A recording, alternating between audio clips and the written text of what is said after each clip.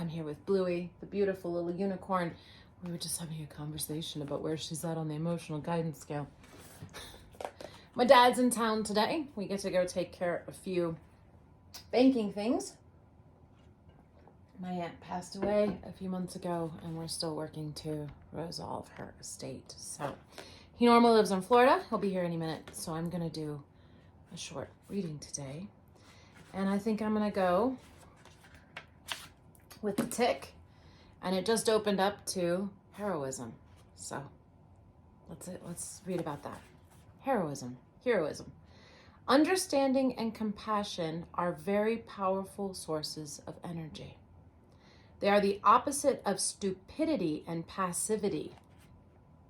That is fascinating because normally we would think understanding and compassion to be components of passivity, but passivity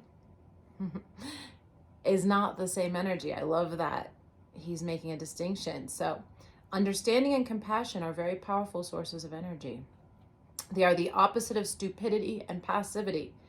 If you think that compassion is passive, weak, or cowardly, then you don't know what real understanding or compassion is. Powerful. If you think that compassionate people do not resist and challenge injustice, you are wrong.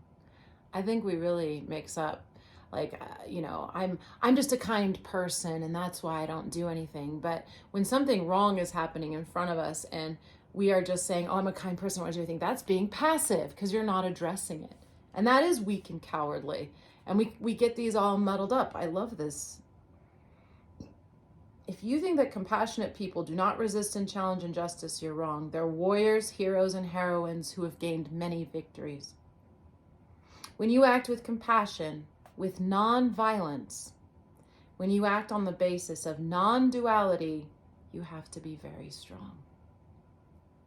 You no longer act out of anger. You do not punish or blame. Compassion grows constantly inside of you, and you can succeed in your fight against injustice. You see the light in everyone behind the mask that they're wearing in this life. If you really develop your compassion muscle, you can feel compassion for anyone. No matter if they are in front of you and insulting you, you can still see their pain, their hurt, the light behind them. And that's what he's talking about here. Compassion grows constantly inside of you, and you can succeed in your fight against injustice. Mahatma Gandhi was just one person. He did not have any bombs, any guns, or any political party. He acted simply on the insight of non-duality, the strength of compassion, not on the basis of anger. That we're all connected, that we all have a similar goal. And even when someone's playing a role that appears to be my opposite, that they still deserve the same amount of love because they're just confused, or maybe they're just a different part in this game that we're playing. Human beings are not our enemy. Our enemy is not the other person. Our enemy is the violence, ignorance, and injustice in us and in the other person. So true. So when we resolve it in ourselves by bringing compassion, it helps to resolve it in the other person, right? We're always projecting out. So if I'm angry, I'm projecting that out onto someone else so I can blame them. I justify my attack on them when in reality it's coming from inside of me. When we are armed with compassion and understanding, we fight not against other people, but against the tendency to invade, to dominate, and to exploit. We don't want to kill others, but we will not let them dominate and exploit us or other people.